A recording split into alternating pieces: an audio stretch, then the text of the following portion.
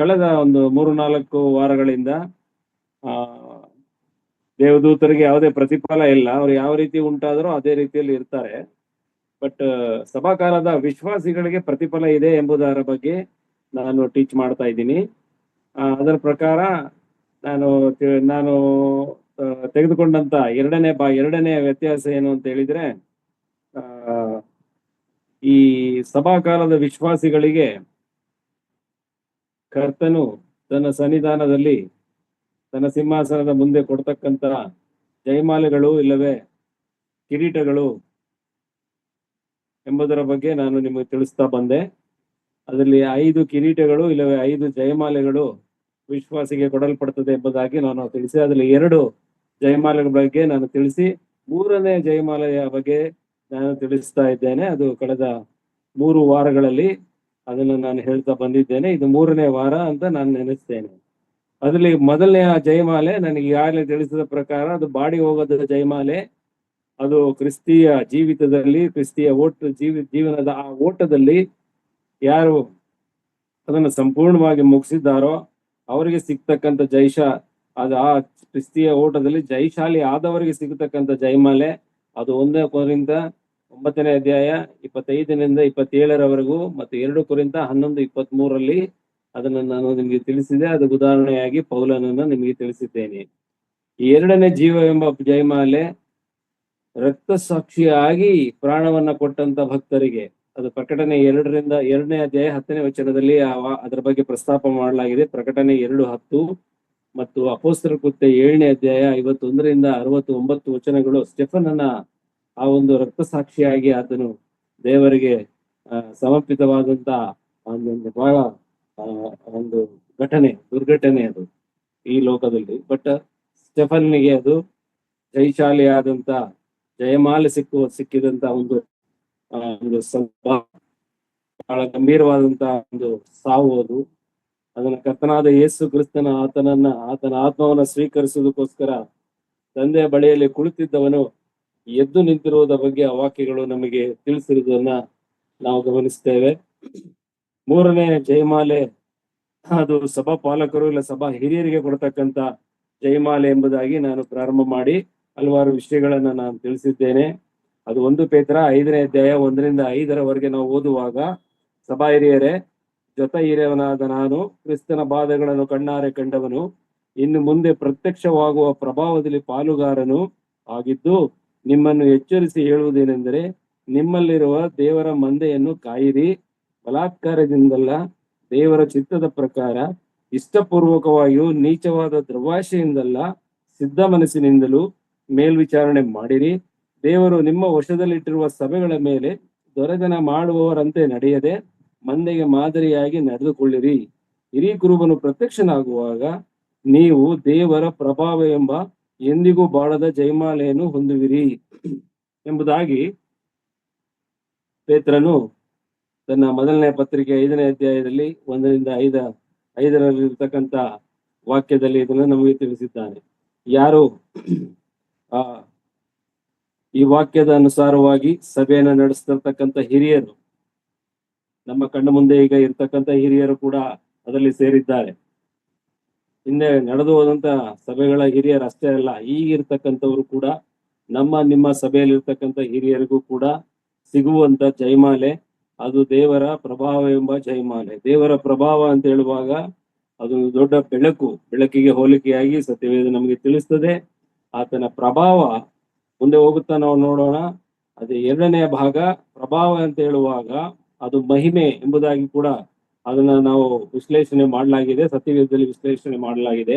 ಮಹಿಮೆ ಮತ್ತು ಪ್ರಭಾವ ಯಾವುದು ಅಂತ ಹೇಳಿದ್ರೆ, ನಮ್ಮ ಕರ್ತನಾದ ಯೇಸು ಕ್ರಿಸ್ತನು ಈ ಲೋಕಕ್ಕೆ ಮನುಷ್ಯನಾಗಿ ಬಂದು ಮನುಷ್ಯರ ಪಾಪಕ್ಕೆ ಪ್ರಾಯಶ್ಚಿತ್ತವಾಗಿ ಯಜ್ಞವಾಗಿ ಅರ್ಪಿಸಿಕೊಂಡು ತನ್ನ ಪ್ರಾಣವನ್ನು ಕೊಟ್ಟು ಭಯಂಕರವಾದಂತ ಯಾತನೆಯನ್ನು ಅನುಭವಿಸಿ ಕೊನೆಗೆ ಮರಣವನ್ನು ಕೂಡ ಆತನನ್ನು ಅನುಭವಿಸಿ ಮತ್ತೆ 3ನೇ ದಿನದಲ್ಲಿ ಮೃತ್ಯುಂಜಯಶೀಲನಾಗಿ ಎಬ್ಬಿಸಲ್ಪಟ್ಟರ ಬಗ್ಗೆ ಇರತಕ್ಕಂತಹ ಸುವಾರ್ತೆ, ಪರಲೋಕದಿಂದ ಬಂದಂತ ಸುವಾರ್ತೆ, ಪರಲೋಕದಿಂದ ಬಂದಂತ ಏಕೈಕ ಜ್ಞಾನ, ಅದು ಅಪರಿಮಿತವಾದಂತ ಜ್ಞಾನ. ಆ ಒಂದು ಸುವಾರ್ತೆ ಏನಿದೆ ಅದನ್ನೇ ದೇವರ ಪ್ರಭಾವ ಎಂಬುದಾಗಿ ಅನೇಕ ವಾಕ್ಯಗಳನ್ನ ಮುಂದೆ ನಾವು ನೋಡುತ್ತಾ ಹೋಗಬಹುದು. ಆ ಪ್ರಭಾವ ಮಹಿಮೆ ಅಂತ ಹೇಳುವಾಗ ಅದೂ ಕೂಡ, ಈ ಮಹಿಮೆಯು ಕೂಡ ಕರ್ತನಾದ ಯೇಸು ಕ್ರಿಸ್ತನಿಂದ ಉಂಟಾದ ಆ ಸುವಾರ್ತೆಗೆ ಹೋಲಿಕೆ ಮಾಡಿರುವುದನ್ನ ನಾವು ಅನೇಕ ವಾಕ್ಯಗಳಲ್ಲಿ ಗ್ರಹಿಸಿಕೊಳ್ತೇವೆ. ಈಗ ನಾನು ಆ ವಾಕ್ಯಗಳನ್ನ ತೆಗೆದು ನಿಮಗೆ ಹೇಳಲಿಕ್ಕೆ ಸಮಯ ಸಂದರ್ಭ ಸಾಲುವುದಿಲ್ಲ. ಆದ್ರೆ ಈ ದಿವಸ ನಾನು ಕೆಲವು ವಿಷಯಗಳನ್ನ ಸ್ವಲ್ಪ ಸ್ವಲ್ಪ ಹೇಳಿ ಮುಂದಿನ ವಿಚಾರಕ್ಕೆ ಹೋಗ್ತೇನೆ. ಈ ಸಭಾ ಹಿರಿಯ ಅಂದ್ರೆ ಯಾರು ಅಂತ ಹೇಳುವಾಗ ನಾನು ಪ್ರಕಟಣಾ ಗ್ರಂಥ 2ನೇ ಅಧ್ಯಾಯ 3ನೇ ವಚನ ತಿಳಿಸಿದೆ. ಇದು ಬೇರೆ ಯಾರಲ್ಲ, ಸಭೆಯ ದೂತರಿಗೆ ಬರೆ ಅಂತ ಹೇಳುವಾಗ ಎಫೆಸ ಸಭೆ, ಸ್ಫುರ್ಣ ಸಭೆ, ಇನ್ನು ಅನೇಕ 5 ಸಭೆಗಳ ಹೆಸರಿನಲ್ಲಿ ಬರೀತಕ್ಕಂತ ಸಭೆಯ ದೂತರು ಎಂಬುದಾಗಿ. ಸಭೆಯ ದೂತರು ಅಂತ ಹೇಳುವಾಗ ಅದು ಸಭಾ ಹಿರಿಯರಿಗೆ ನಾನು ಹೋಲಿಕೆ ಮಾಡಿದ್ದು ಉಂಟು. ಆದ್ರೆ ಕೆಲವು ವಾದಗಳುಂಟು. ಇದು ದೇವದೂತರೇ ಆಗಿದ್ದಾರೆ, ಇದು ಸಭೆಯ ಹಿರಿಯರು ಅಂತ ಹೇಳಲಿಕ್ಕೆ ಸಾಧ್ಯ ಇಲ್ಲ ಎಂಬುದಾಗಿ ಕೂಡ ವಾದ ಇದೆ. ಆದ್ರೆ ಸತ್ಯವೇದದಲ್ಲಿ ನಾವು ಗಮನಿಸುವಾಗ ದೇವದೂತರ ಬಗ್ಗೆ ಬರೆಯುವಾಗ ಕೆಲವು ಕಡೆ ದೂತರು ಎಂಬುದಾಗಿ ಅನೇಕ ಕಡೆ ಪ್ರಸ್ತಾಪ ಮಾಡಲಾಗಿದೆ. ಉದಾಹರಣೆಗೆ ನನ್ನೊಂದಿಗೆ ದಯಮಾಡಿ ಮತ್ತಾಯನ ಬರೆದ ಸುವಾರ್ತೆ 18ನೇ ಅಧ್ಯಾಯವನ್ನ ತೆರೆಯಿರಿ. ಮತ್ತಾಯನ ಬರೆದ ಸುವಾರ್ತೆ 18ನೇ ಅಧ್ಯಾಯ 10ನೇ ವಚನ. ಈ ಚಿಕ್ಕವರಲ್ಲಿ ಒಬ್ಬನನ್ನಾದರೂ ತಾತ್ಸಾರ ಮಾಡಬಾರದು ನೋಡ್ರಿ. ಪರಲೋಕದಲ್ಲಿ ಅವರ ದೂತರು ಪರಲೋಕದಲ್ಲಿರುವ ನನ್ನ ತಂದೆಯ ಮುಖವನ್ನು ಯಾವಾಗಲೂ ನೋಡುತ್ತಲಿದ್ದಾರೆ ಎಂದು ನಿಮಗೆ ಹೇಳುತ್ತೇನೆ. ಇಲ್ಲಿದ್ದಾರೆ ಚಿಕ್ಕವರಲ್ಲಿನ ಮಕ್ಕಳಿಗೆ ದೇವರು ಮಕ್ಕಳ ವಿಚಾರದಲ್ಲಿ, ಚಿಕ್ಕ ಮಕ್ಕಳಲ್ಲಿ ಇರುವ ವಿಚಾರದಲ್ಲಿ ಹೇಳಿದಂತ ವಿಷಯ. ನಾವು 18ನೇ ವಾಕ್ಯದಲ್ಲಿ ನಾವು ನೋಡುವಾಗ ಚಿಕ್ಕ ಮಕ್ಕಳ ಬಗ್ಗೆ ಬಹಳವಾಗಿ ಬರೆಯಲ್ಪಟ್ಟಿದೆ. ನನ್ನ 6ನೇ ವಚನದಲ್ಲಿ, ನನ್ನಲ್ಲಿ ನಂಬಿಕೆ ಇಡುವ ಚಿಕ್ಕವರಲ್ಲಿ ಒಬ್ಬನಿಗೆ ಯಾವನಾದ್ರೂ ಅಡ್ಡಿಯಾದರೆ ಅಂತವನ ಕೊರಳಿಗೆ ಬೀಸುವ ಕಲ್ಲನ್ನು ಕಟ್ಟಿ ಅವನನ್ನು ಆಳವಾದ ಸಮುದ್ರದಲ್ಲಿ ಮುಗಿಸಿ ಬಿಡುವುದು ಅವನಿಗೆ ಹಿತವಾಗುವುದು. ಅಂದ್ರೆ ಚಿಕ್ಕ ಮಕ್ಕಳಲ್ಲಿ ಕರ್ತನಾದ ಯೇಸು ಕ್ರಿಸ್ತನ ಪರಿಚಯವನ್ನ ಮಾಡಬೇಕೆಂಬುದಾಗಿ ಈ ವಾಕ್ಯದ ಮುಖ್ಯವಾದಂತಹ ಸಾರಾಂಶವಾಗಿರ್ತದೆ. ಇಲ್ಲಿ ನಾವು ಗಮನಿಸುವಾಗ ಚಿಕ್ಕವರಲ್ಲಿ ಒಬ್ಬರನ್ನು ತಾತ್ಸಾರ ಮಾಡಬೇಡಿ, 10ನೇ ವಚನ. ಪರಲೋಕದಲ್ಲಿರುವ ದೂತರು ಅಂತ ಹೇಳುವಾಗ ಇಲ್ಲಿ ದೂತರು ಅಂತ ಬರೆದಿದೆ, ದೇವದೂತರು ಅಂತ ಬರೆದಿಲ್ಲ. ಆದರೆ ಇಲ್ಲಿ ಅದಕ್ಕೆ ಯಾವ ದೂತರು ಎಂಬುದನ್ನ ಅಲ್ಲಿ ಬರೆಯಲ್ಪಟ್ಟಿದೆ. ಪರಲೋಕದಲ್ಲಿರುವ ದೂತರು ಅಂದ್ರೆ ದೂತರ ಮೂಲ ವಾಕ್ಯ ವಾಸಸ್ಥಾನ ಪರಲೋಕ ಎಂಬುದಾಗಿ ನಾವು ಈಗಾಗಲೇ ಕಲಿತಿದ್ದೇವೆ. ಹಾಗಾಗಿ ಈ ಚಿಕ್ಕವರ ಜೊತೆಯಲ್ಲಿರುವವರು ಪರಲೋಕದಲ್ಲಿರುವ ದೇವದೂತರಾಗಿದ್ದಾರೆ. ಪ್ರತಿಯೊಬ್ಬ ಮಗುವಿಗೂ ಒಬ್ಬ ದೇವದೂತನು ಇದ್ದಾನೆ ಎಂಬುದಾಗಿ ವಾಕ್ಯವು ನಮಗೆ ತಿಳಿಸ್ತದೆ. ಆ ಪ್ರಕಾರ ನೋಡುವಾಗ ದೇವದೂತರ ವಿಷಯವನ್ನ ಬಂದಾಗ ಇಲ್ಲ ಪರಲೋಕ ಇಲ್ಲವೇ ದೇವದೂತ ಎಂಬುದಾಗಿ ಅದು ವಿಶ್ಲೇಷಣೆ ಮಾಡಲಾಗಿರ್ತದೆ. ಇಲ್ಲಿ ನಾವು ಪ್ರಕಟಣಾ ಗ್ರಂಥದಲ್ಲಿ ಮಾತನಾಡುವಾಗ ಸಭೆಗೆ ದೂತರನ್ನ ನೇಮಿಸಿದ್ದೇನೆ ಎಂಬುದಾಗಿ ಸತ್ಯವೇದದಲ್ಲಿ ನನ್ನ ಪ್ರಕಾರ ಎಲ್ಲೂ ಬರೆಯಲ್ಪಟ್ಟದನ್ನ ನಾನು ಓದಿಲ್ಲ. ಹಾಗಾಗಿ ನನ್ನ ಒಂದು ತೀರ್ಮಾನ, ನನ್ನ ಮಟ್ಟಿಗೆ ನಾನು ಹೇಳಿಕೊಳ್ಳುವುದು ಅದು ನಿಮಗೂ ಸರಿ ಅಂತ ನನಗೆ ಅನಿಸ್ತದೆ. ಸಭೆಯ ದೂತರು ಅಂತ ಹೇಳುವಾಗ ಸಭಾ ಹಿರಿಯರು ಅಂದ್ರೆ ಸಭಾ ಹಿರಿಯರ ಸ್ಥಾನ ಬಹಳ ದೊಡ್ಡ ಸ್ಥಾನ, ಬಹಳವಾದಂತ ಬೆಲೆಯುಳ್ಳಂತ ಕಾರ್ಯ. ದೇವರು ಕರ್ತನಾದ ಯೇಸು ಕ್ರಿಸ್ತ ನಂತರ ಅವನ ಕಾರ್ಯಗಳನ್ನ, ಕರ್ತನಾದ ಯೇಸು ಕ್ರಿಸ್ತನ ಬೋಧನೆಯನ್ನ ಇಲ್ಲಿ ಜಾರಿಗೆ ತಂದು ಸಭೆಯ ಜನರನ್ನ ಉತ್ತೇಜನಗೊಳಿಸಿ ಕರ್ತನ ಮುಂದೆ ನಿಲ್ಲಿಸುವಂತ ಜವಾಬ್ದಾರಿ ಇರುವುದು ಸಭಾ ಹಿರಿಯರಿಗೆ ಎಂಬುದಾಗಿ ನಾನು ತಿಳಿಸಿದ್ದೇನೆ. ಯಾಕೆ ಇದನ್ನ ಒತ್ತಿ ಹೇಳ್ತೀನಿ ಅಂತ ಹೇಳಿದ್ರೆ, ದೇವರ ಪ್ರಭಾವ ಎಂಬ ಜಯಮಾಲೆ ಅವರಿಗೆ ಸಿಗ್ತದೆ ಅಂತ ಹೇಳಿದ್ರು ಅಷ್ಟು ಸುಲಭವಾದಂತ ಮಾತಲ್ಲ ಅದು.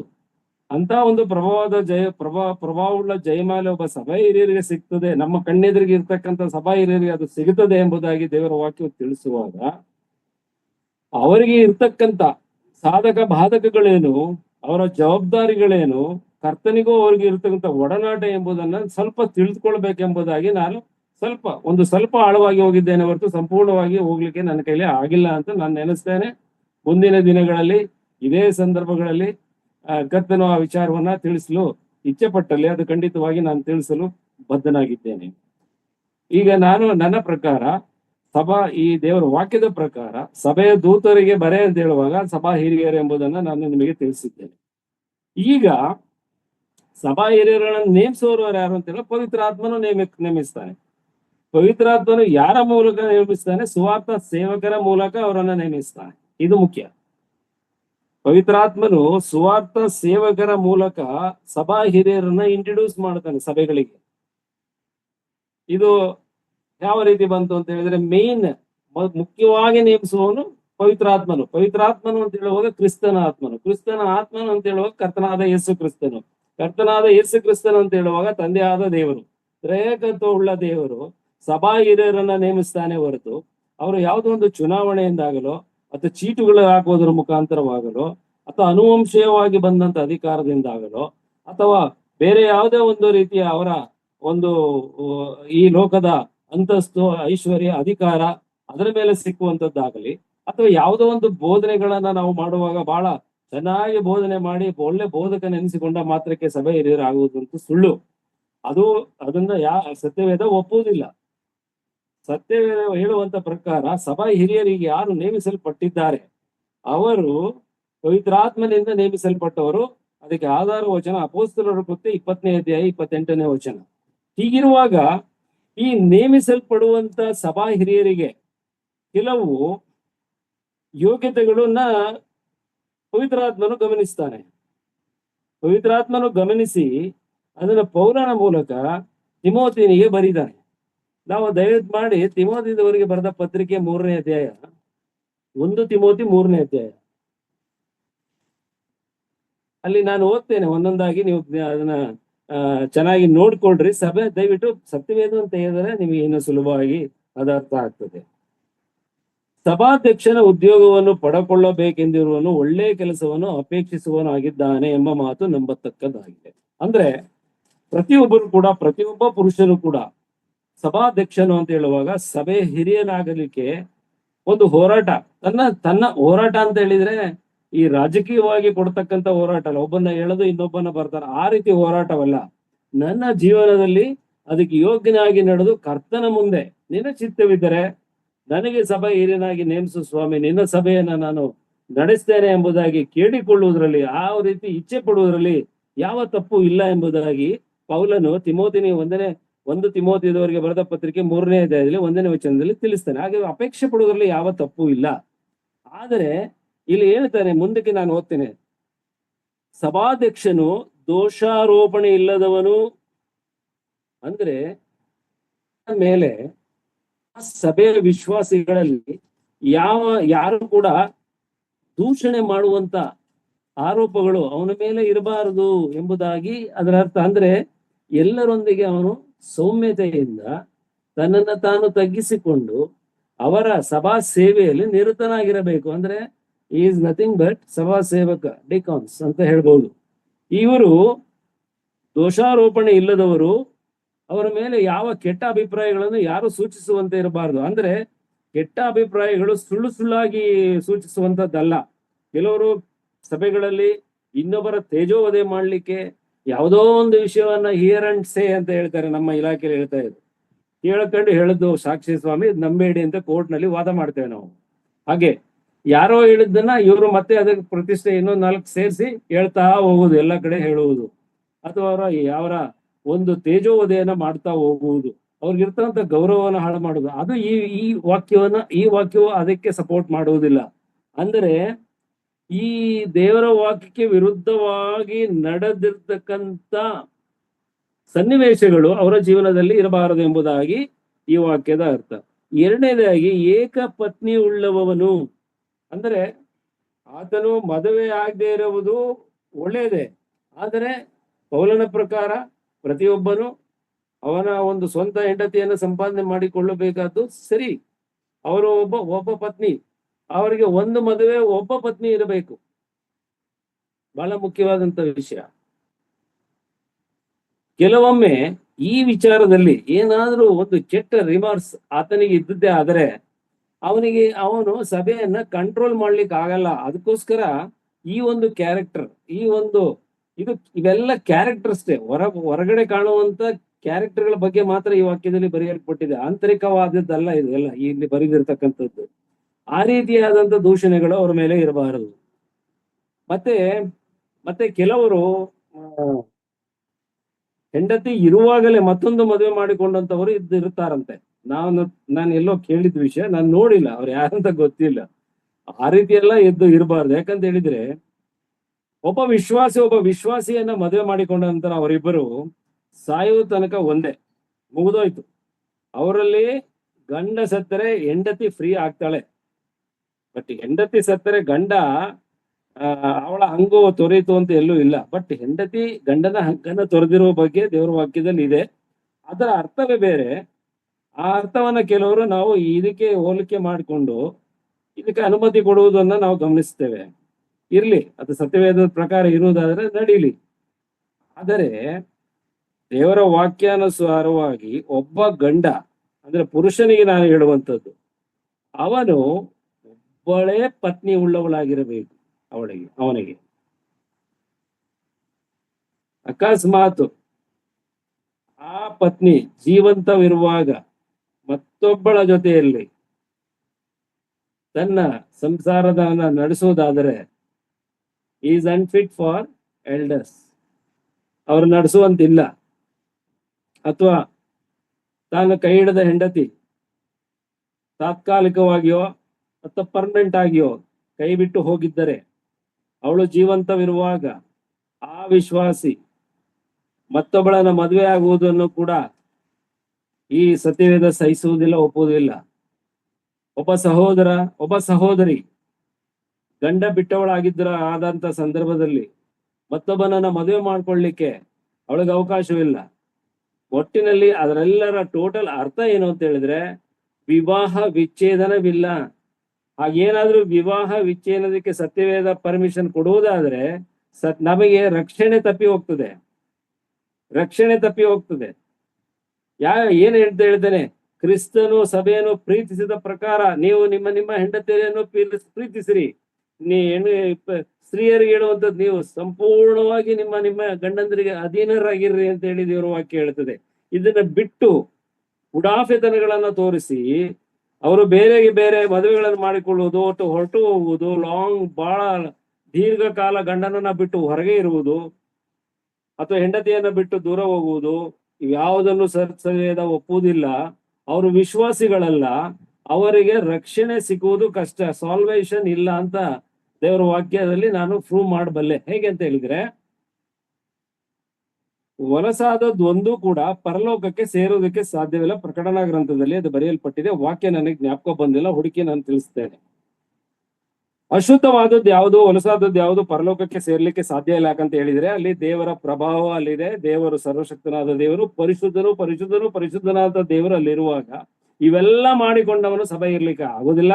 ಸಭೆ ಈ ರೀತಿ ನಡೆಸ್ಲಿಕ್ಕೆ ಸಾಧ್ಯವಿಲ್ಲ. ಅವನು ಪರಲೋಕಕ್ಕೆ ಹೋಗುವುದಕ್ಕೂ ಕೂಡ ಸಾಧ್ಯವಿಲ್ಲ ಎಂಬುದಾಗಿ ಈ ವಾಕ್ಯವು ನಮಗೆ ತಿಳಿಸ್ತದೆ. ಮದ್ಯಾಸಕ್ತಿ ಇಲ್ಲದವನು, ಜಿತೇಂದ್ರಿಯನು, ಮಾನಸ್ಥನು, ಅತಿಥಿ ಸತ್ಕಾರ ಮಾಡುವವನು, ಬೋಧಿಸುವುದರಲ್ಲಿ ಪ್ರವೀಣನೂ ಆಗಿರಬೇಕು. ಅವನು ಕುಡಿದು ಜಗಳವಾಡುವವನು, ಒಡೆದಾಡುವವನು ಆಗಿರಬಾರದು. ಸಾತ್ವಿಕನು, ಕುತರ್ಕ ಮಾಡುವವನು, ದ್ರವ್ಯಾಶೆ ಇಲ್ಲದವನು ಆಗಿರಬೇಕು. ಪೂರ್ಣ ಗೌರವದಿಂದ ತನ್ನ ಮಕ್ಕಳನ್ನು ಅಧೀನದಲ್ಲಿಟ್ಟುಕೊಂಡು ಸ್ವಂತ ಮನೆಯವರನ್ನು ಚೆನ್ನಾಗಿ ಆಳುವವನಾಗಿರಬೇಕು. ಸ್ವಂತ ಮನೆಯವರನ್ನು ಆಳುವುದಕ್ಕೆ ತಿಳಿಯದವನು ದೇವರ ಸಭೆಯನ್ನು ಹೇಗೆ ಪರಾಂಬರಿಸುವನು? ಅವನು ಹೊಸದಾಗಿ ಸಭೆಯಲ್ಲಿ ಸೇರಿದವನ ಆಗಿರಬಾರದು. ಅಂತವನಾದರೆ ಒಪ್ಪಿಕೊಂಡು ಸೈತಾನನಿಗೆ ಪ್ರಾಪ್ತವಾದ ಶಿಕ್ಷಾವಿಧಿಗೆ ಒಳಗಾದನು. ಇದಲ್ಲದೆ ಅವನು ಹೊರಗಣವರಿಂದ ಒಳ್ಳೆಯವನೆನಿಸಿಕೊಂಡಿರಬೇಕು. ಇಲ್ಲದಿದ್ದರೆ ನಿಂದೆಗೆ ಗುರಿಯಾಗುವನು ಮತ್ತು ಸೈತಾನನ ಊರಿನೊಳಗೆ ಸಿಕ್ಕಿಬಿದ್ದಾನು. ಇದೆಲ್ಲ ಬಾಹ್ಯವಾದಂತ ಗುಣ ನಡತೆಗಳನ್ನ the code of conduct of the elders, ಈ ಭಾಗ, ಈ ಕೋಡ್ ಆಫ್ ಕಾಂಡಕ್ಟ್ ಏನಿದೆ ಇದರ ಪ್ರಕಾರ ಅವನು ಪರಿಶುದ್ಧನಾಗಿರಬೇಕೆಂಬುದಾಗಿ ದೇವರ ವಾಕ್ಯವು ನಮಗೆ ತಿಳಿಸ್ತದೆ. ನನಗನ್ನಿಸ್ತದೆ ನನಗೆ ಇಷ್ಟೇ ಸಾಕು, ಇದರಲ್ಲಿ ಹೆಚ್ಚಿನ ಎಕ್ಸ್ಪ್ಲೈನ್ ಮಾಡುವ ಅವಶ್ಯಕತೆ ಇಲ್ಲ. ಇವೆಲ್ಲ ಪದಗಳು ಕನ್ನಡದಲ್ಲಿ ಸ್ಪಷ್ಟವಾಗಿ ಬರುವುದರಿಂದ ನಿಮಗೆ ಗೊತ್ತಾಗಿದೆ. ಹೀಗಾಗಿ ಪವಿತ್ರಾತ್ಮನು ಯಾರನ್ನ ನೇಮಿಸ್ತಾನೆ ಅಂತ ಹೇಳಿದ್ರೆ ಇಂಥ ಒಬ್ಬ ವ್ಯಕ್ತಿಯನ್ನ ನೇಮಿಸ್ತಾನೆ. ಯಾರ ಮುಖಾಂತರ? ಸಭಾ ಹಿರಿಯರ ಮುಖಾಂತರ ಅಲ್ಲ, ಸ್ವಾರ್ಥ ಸೇವಕರ ಮೂಲಕ ಅದನ್ನ ನಿಲ್ಲಿಸ್ತಾನೆ. ಪೌಲನು ಏನ್ ಹೇಳ್ತಾನೆ? ತೀತನಿಗೆ ಏನ್ ಹೇಳ್ತಾನೆ? ಪೌಲನು ತೀತನಿಗೆ ಬರೆದ ಪತ್ರಿಕೆಯನ್ನು ಒಂದು ಬಾರಿ ನೋಡೋಣ. ಯಾಕೆ ಇದನ್ನೆಲ್ಲ ವಿವರಣೆ ಕೊಡ್ತೀನಿ ಅಂತ ಹೇಳಿದ್ರೆ, ಸಭಾ ಹಿರಿಯರಿಗೆ ಆ ದೇವರ ಪ್ರಭಾವ ಎಂಬ ಜಯಮಾಲೆ ಸಿಗುವುದು ಅಂತ ಹೇಳಿದರೆ ಇವೆಲ್ಲದಕ್ಕೂ ಸರಿಯಾಗಿರುವಂತವರೇ ಆಗಿರ್ತಾರೆ ಅವರು ಎಂಬುದನ್ನ ನಿಮಗೆ ತಿಳಿಸುವುದಕ್ಕೋಸ್ಕರ ಅಷ್ಟೇ ನಾನು ತಿಳಿಸ್ತಾ ಇದ್ದೀನಿ. ಸಭಾ ಹಿರಿಯರ ಬಗ್ಗೆ ಯಾವ ಬೋಧನೆಯನ್ನ ನಾನು ಮಾಡ್ತಾ ಇಲ್ಲ. ತೀತನಿಗೆ ಬರೆದ ಪತ್ರಿಕೆಯಲ್ಲಿ ಅದು ಒಂದು ನಿಮಿಷ.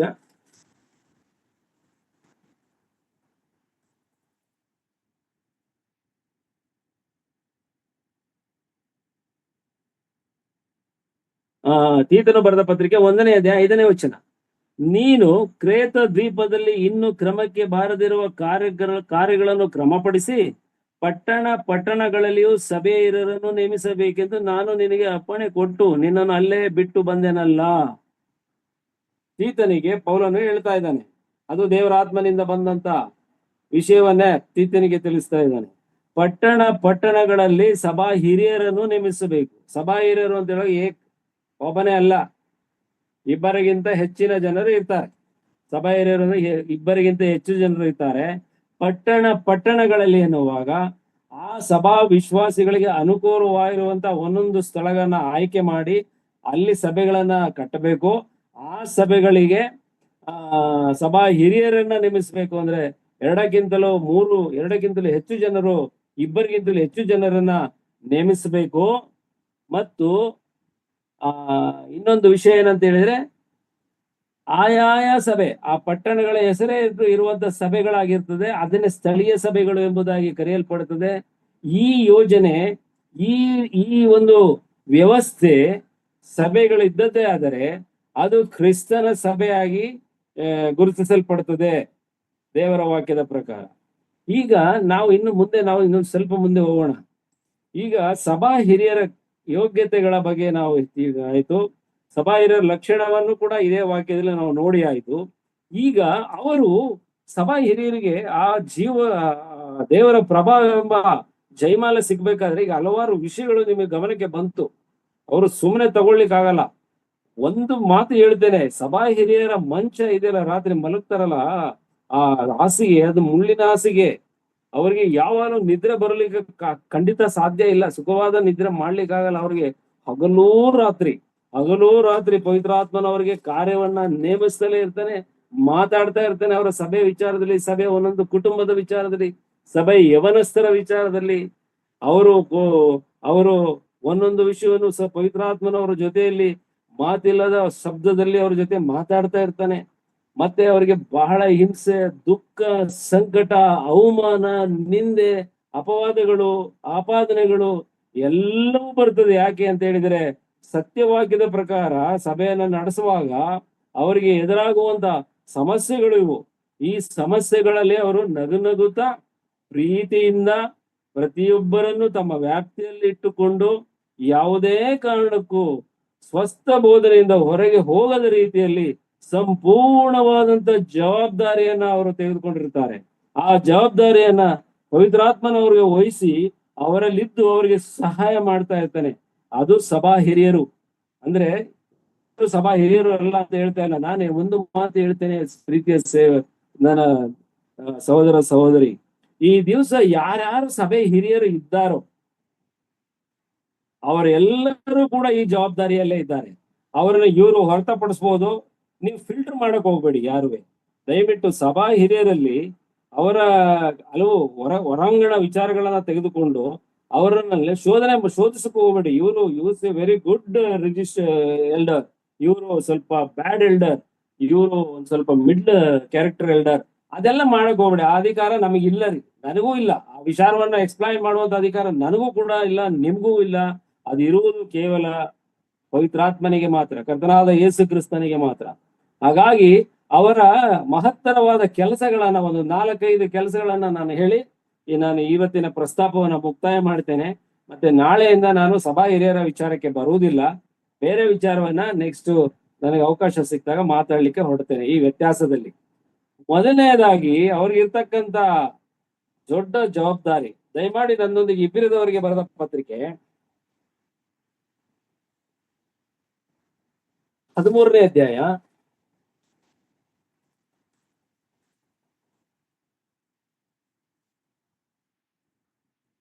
17ನೇ ವಚನದಲ್ಲಿ ಮೂರು ದೊಡ್ಡ ಜವಾಬ್ದಾರಿಗಳನ್ನ ಸಭಾ ಹಿರಿಯರಿಗೆ ಪೌಲನು ಕೊಡ್ತಾ ಇದ್ದಾನೆ. ಪೌಲ ಅಲ್ಲ, ಇಬ್ರಿಯ ಗ್ರಂಥಕರ್ತನು ಕರ್ತನಾದ ಯೇಸು ಕ್ರಿಸ್ತನು ಇಬ್ರಿಯ ನಿರಂತರ ಕರ್ತನ ಮೂಲಕ ಬರೆಸಿಕೊಟ್ಟಿದ್ದಾನೆ. ಒಂದನೆಯದು ನಾವಲ್ಲೇ ನೋಡಿ 17ನೇ ನಿಮ್ಮ ವಚನದಲ್ಲಿ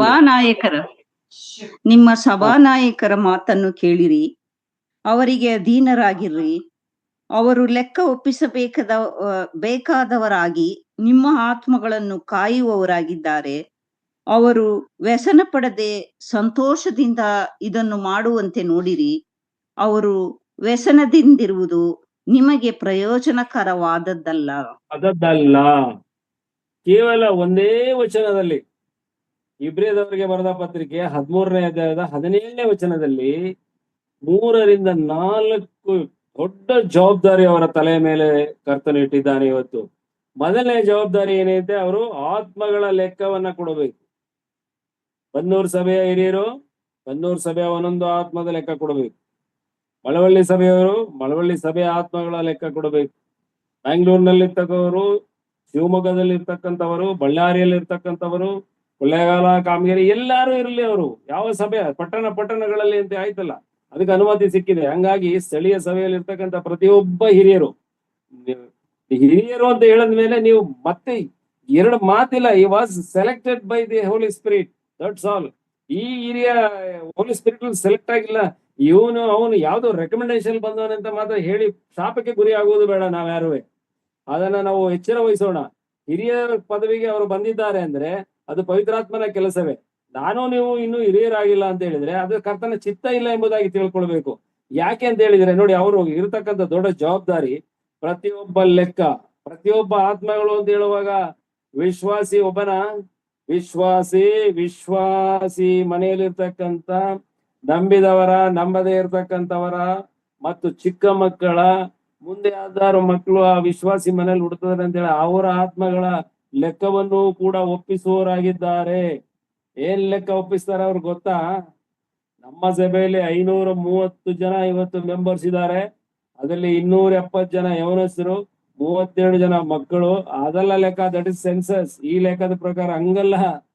ನನ್ನ ಸಭೆಯಲ್ಲಿ ಸ್ವಾಮಿ ಇವತ್ತು ಇಂಥ ವಿಶ್ವಾಸಿ ನಮ್ಮನ್ನ ಬಿಟ್ಟು, ನಿತ್ಯ ಬೋಧನೆ, ಸತ್ಯ ಬೋಧನೆಯನ್ನ ಬಿಟ್ಟು ಯಾವುದೋ ಪಕ್ಕದಲ್ಲಿ ಇರುವಂತೆ ಯಾವುದೋ ಇನ್ನೊಂದು ನಾಮಧೇಯ ಕ್ರೈಸ್ತರ ಬೋಧನೆ ಕೇಳಲಿಕ್ಕೆ ಆ ಸಭೆಗೆ ಹೋಗಿದ್ದಾನೆ. ಕರ್ತನೆ, ನೀನು ಅವನನ್ನ ಕರ್ತರಬೇಕು ಅಂತ ಹೇಳಿ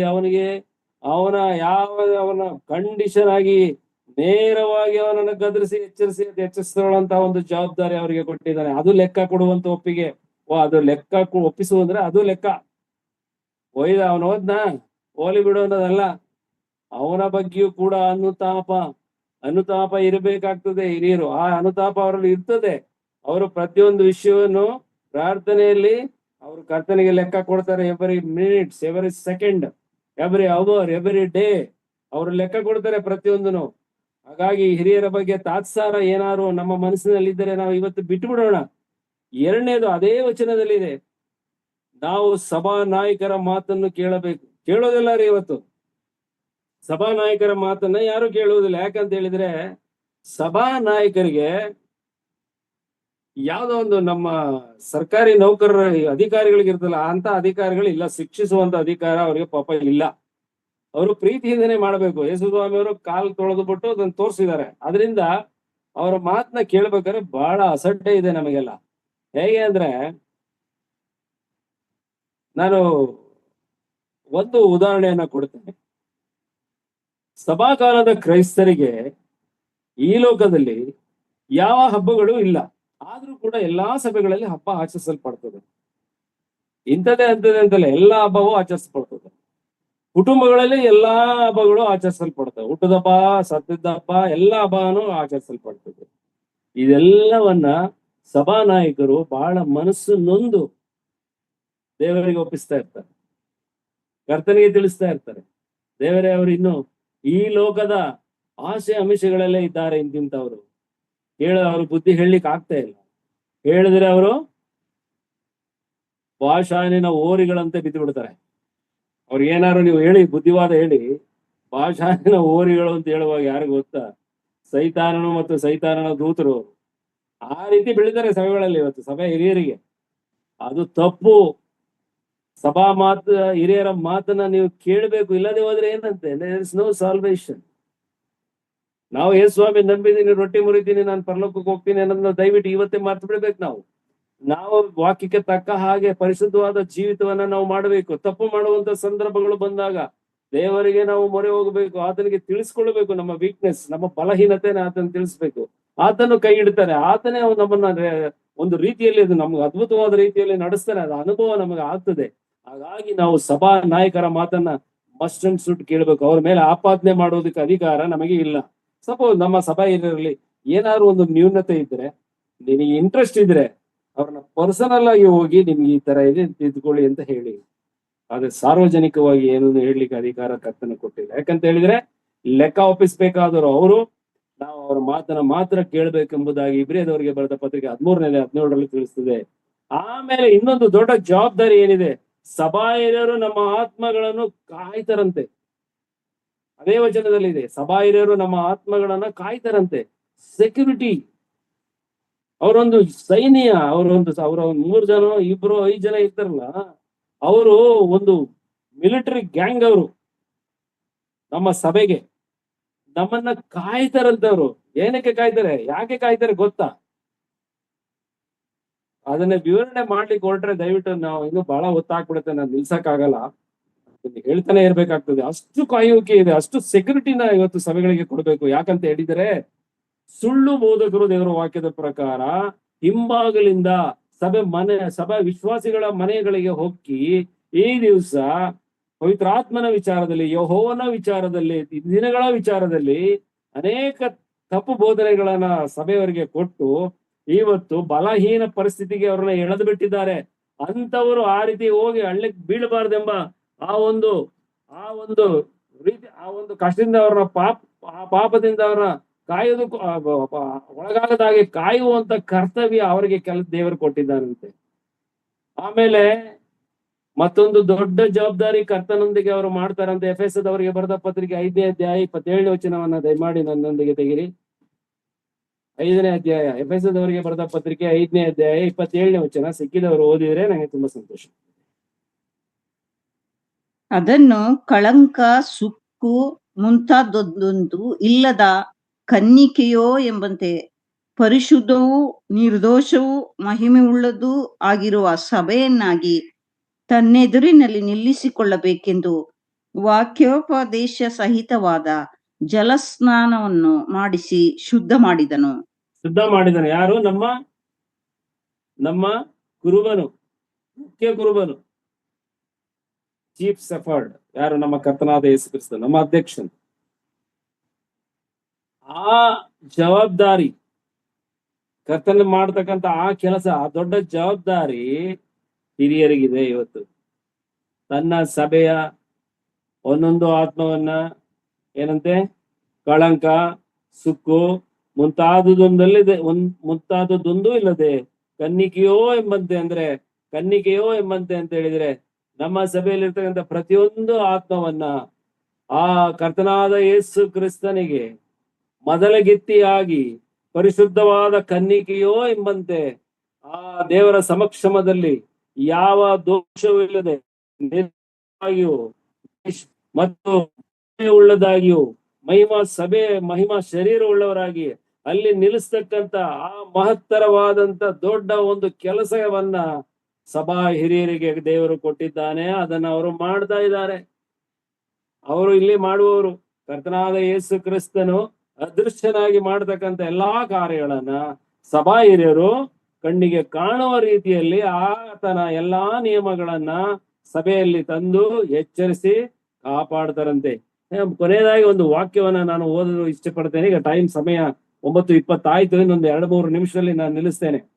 ಸಭಾ ಹಿರಿಯರಿಗೆ ಕರ್ತನು ಎಚ್ಚರಿಕೆ ಕೊಟ್ಟಿದ್ದಾನೆ. ಎಲ್ಲಿ ಕೊಟ್ಟಿದ್ದಾನೆ? ಯೆಹೆಜ್ಕೇಲದವರಿಗೆ ಬರೆದ ಪ್ರವಾದನೆ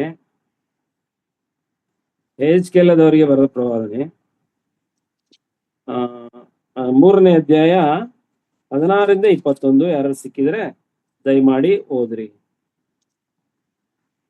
ಅವ್ರಿಗೆ ಎಂತ ಒಂದು ಜವಾಬ್ದಾರಿ ಕೊಡ್ತಾನೆ ದೇವರು, ಯಾವ ರೀತಿ ಎಚ್ಚರಿಸಿದಾನೆ ಅವ್ರಿಗೆ ಅಂತ.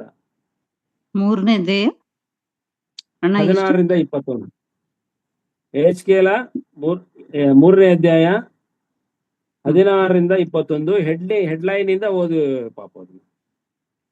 ಪ್ರವಾದಿಯ ಮೇಲೆ ಬಿದ್ದ ಭಾರ.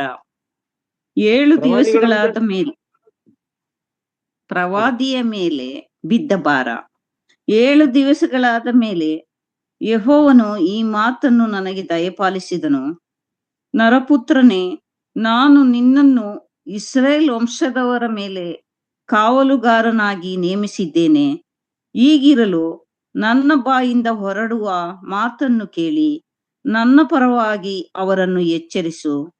ನಾನು ದುಷ್ಟನಿಗೆ ಸತ್ತೇ ಸಾಯುವಿ ಎಂದು ನುಡಿಯುವಾಗ ನೀನು ಅವನನ್ನು ಎಚ್ಚರಿಸದೆಯೂ ಅವನು ತನ್ನ ದುರ್ಮಾರ್ಗವನ್ನು ಬಿಟ್ಟು ತನ್ನ ಪ್ರಾಣವನ್ನು ಉಳಿಸಿಕೊಳ್ಳುವಂತೆ ಅವನಿಗೆ ಬುದ್ಧಿ ಹೇಳದೆಯೂ ಇದ್ದರೆ ಆ ದುಷ್ಟನು ತನ್ನ ಅಪರಾಧದಿಂದ ಸಾಯಬೇಕಾಗುವುದು. ಅವನ ಮರಣಕ್ಕಾಗಿ ನಿನಗೆ ಮುಯ್ಯಿ ತೀರಿಸುವೆನು. ನೀನು ದುಷ್ಟನನ್ನು ಎಚ್ಚರಿಸಿದರೂ ಅವನು ತನ್ನ ದುಷ್ಟತ್ವವನ್ನು ದುರ್ಮಾರ್ಗವನ್ನು ಬಿಡದೆ ಹೋದರೆ ತನ್ನ ಅಪರಾಧದಿಂದ ಸಾಯುವನು. ನೀನು ನಿನ್ನ ಪ್ರಾಣವನ್ನು ಉಳಿಸಿಕೊಂಡಿರುವಿ. ಇದಲ್ಲದೆ ಶಿಷ್ಟನು ತನ್ನ ಶಿಷ್ಟತನವನ್ನು ಬಿಟ್ಟು ಅಧರ್ಮ ಮಾಡಿ ನಾನು ಅವನ ಮುಂದೆ ಒಡ್ಡಿದ ಆಟಂಕವನ್ನು ಎಡವಿದರೆ ಅವನು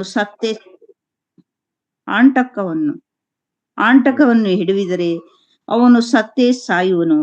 ನೀನು ಅವನನ್ನು ಎಚ್ಚರಿಸದ ಹೋದ ಕಾರಣ ಅವನು ತನ್ನ ಪಾಪದಿಂದ ಸಾಯಬೇಕಾಯಿತು. ಅವನು ಮಾಡಿದ ಸುಕೃತ್ಯಗಳು ಲೆಕ್ಕಕ್ಕೆ ಬಾರವು. ಅವನ ಮರಣಕ್ಕಾಗಿ ನಿನಗೆ ಮುಯ್ಯಿ ತೀರಿಸುವೆನು. ನೀನು ಶಿಷ್ಟನನ್ನು ಪಾಪ ಮಾಡದಂತೆ ಎಚ್ಚರಿಸಿದ ಮೇಲೆ ಅವನು ಪಾಪ ಮಾಡದೆ ಹೋದರೆ ಎಚ್ಚರಗೊಂಡ ಕಾರಣ ಜೀವದಿಂದ ಉಳಿಯುವನು. ನೀನು ನಿನ್ನ ಪ್ರಾಣವನ್ನು ಉಳಿಸಿಕೊಂಡಿರುವಿ. Thank you very much. ನೋಡಿ, ವಾಕ್ಯದಲ್ಲಿ ಸಭೆ ಹಿರಿಯರಿಗೆ ಎಂತ ಎಚ್ಚರಿಕೆಯನ್ನು ಇಟ್ಟಿದ್ದಾನೆ ಅಂತ ಹೇಳಿದ್ರೆ, ಅವರು ನಿಷ್ಠೂರವಾಗಿ ಸಭೆಯಲ್ಲಿ ಮಾತಾಡ್ತಾರೆ. ಪ್ರತಿ ವಾರ ಮನೆಗಳಿಗೆ ಬಂದಾಗ ಪ್ರಾರ್ಥನೆ ಮಾಡುವಾಗ ಆಗ ಎಷ್ಟೋ ವಿಶ್ವಾಸಿಗಳು ಅವ್ರಿಗೆ ಎದ್ದು ಬಹಳ ಅಗೌರವ ರೀತಿಯಲ್ಲಿ ಮಾತಾಡಿದ್ದನ್ನ ನಾನು ನೋಡಿದ್ದೇನೆ. ಅದು ತಪ್ಪು. ಯಾಕೆ ಅವರು ಅಷ್ಟು ಕಠಿಣವಾಗಿ ಸಭೆಯಲ್ಲಿ ಇರ್ತಕ್ಕಂಥ ಆತ್ಮಗಳನ್ನ ಎಚ್ಚರಿಸ್ತಾರೆ? ತಪ್ಪು ಮಾಡುವವ್ರನ್ನ ಅವರು ಬಹಳವಾಗಿ ಅವರು ಖಂಡಿಸ್ತಾರೆ. ಅದನ್ನ ಖಂಡಿಸು ಎಂಬುದಾಗಿ ದೇವರ ವಾಕ್ಯದಲ್ಲಿ ಎಫೆಸದವರಿಗೆ ಬರೆದ ಪತ್ರಿಕೆಯಲ್ಲಿ ಅದು ಬರೆಯಲ್ಪಟ್ಟಿದೆ. ತಿಮೋತಿಯವರಿಗೆ ಬರೆದ ಪತ್ರಿಕೆಯಲ್ಲಿ ಇದೆ, 2ನೇ ತಿಮೋತಿಯಲ್ಲಿ. ಆ ಕೆಲಸವನ್ನ ಯಾಕೆ ಮಾಡ್ತಾ ಇದ್ದಾರೆ ಅವರು ಅಂತ ಹೇಳಿದ್ರೆ, ಮಾಡ್ಲೇಬೇಕು, ಅದನ್ನ ತಿಳಿಸ್ಲೇಬೇಕು. ತಿಳಿಸಿಯೂ ಆ ವಿಶ್ವಾಸಿ ತನ್ನ ಕೆಟ್ಟತನವನ್ನ ಬಿಡದೆ ಹೋದರೆ ಅವನು ಎಲ್ಲಿಗೆ ಹೋಗ್ತಾನಂತೆ? ಮರಣದಂಡನೆಗೆ, ಅಂದ್ರೆ ನರಕಕ್ಕೆ ಹೋಗ್ತಾನೆ. ತಿಳಿಸದೆ ಅವ್ರು ಮಾಡುವಂತ ತಪ್ಪನ್ನ ಅವರು ಎತ್ತಾಡದೇನೆ ಅವರು ಅದನ್ನ ಅವನಿಗೆ ನೇರವಾಗಿ ಖಂಡಿಸದೆ ಹೋದರೆ, ಎಚ್ಚರಿಕೆ ಕೊಡದೆ ಹೋದರೆ, ಅವರು ಕೊಡ್ತಕ್ಕಂಥ ಶಿಕ್ಷೆಯನ್ನ ಕರ್ತನೆ ಏನ್ ಹೇಳ್ತಾ ಇದ್ದಾನೆ? ಹೆಜ್ಕೇಲನಿಗೆ ಹೇಳ್ತಾ ಇದ್ದಾನೆ, ನಿನಗೆ ಕೊಡ್ತೀನಿ ನಾನು ಅಂತ, ನಿನಗೆ ಕೊಡ್ತೀನಿ ಅಂತ ಅವತ್ತು ಹೇಳಿದ ಹೆಜ್ಕೇಲನಿಗೆ ಹೇಳಿದ ದೇವರು ಇವತ್ತು ಸಭಾ ಹಿರಿಯರಿಗೂ ಕೂಡ ಅದೇ ಮಾತನ್ನ ಹೇಳೋದ್ರಿಂದ ಅವರು ಸಭೆಯಲ್ಲಿ ಯಾವಾಗಲೂ ಖಂಡಿಸ್ತಾ ಇರ್ತಾರೆ. ಅವ್ರು ಯಾವಾಗಲೂ ತಪ್ಪುಗಳನ್ನ ತಿದ್ದುತ್ತಾ ಇರ್ತಾರೆ. ನಾವು ಬೇಸರಿಕೆ ಮಾಡಿಕೊಳ್ಳಬಾರದು. ಬೇಸರಿಕೆ ಮಾಡಿಕೊಂಡ್ರೆ ಅಥವಾ ಅವ್ರಿಗೆ ವಿರುದ್ಧವಾಗಿ ನಾವು ನಡೆದುಕೊಂಡು ಹೋದರೆ ಅದಕ್ಕೆ ಲೆಕ್ಕವನ್ನ ಒಪ್ಪಿಸ್ಬಿಡ್ತಾರೆ ಅವರು, ಇಂಥವನು ಹಿಂಗೆ ಮಾಡ್ತಾ ಇದ್ದಾನೆ ಅಂತ. ಆವಾಗ ಯಾರಿಗಂತೆ ತೊಂದ್ರೆ? ಅವರು ಯಾರು ತಪ್ಪು ಮಾಡಿದಾನೋ ಅವನಿಗೆ ತೊಂದರೆ ಇದ್ರೆ ಅವನಿಗೆ ಪನಿಷ್ಮೆಂಟ್ ಆಗ್ತದೆ. ಈ ಲೋಕದಲ್ಲಿ ಪನಿಷ್ಮೆಂಟ್ ಆಗ್ಬಹುದು, ಅನಂತರ ನರಕೂ ಕೂಡ ಅವನು ಹೋಗಬಹುದು. ಇಷ್ಟನ್ನ ಹೇಳಿ ನನ್ನ ಇವತ್ತಿನ ಪ್ರಸ್ತಾಪವನ್ನು ನಾನು ಮುಗಿಸ್ತೇನೆ.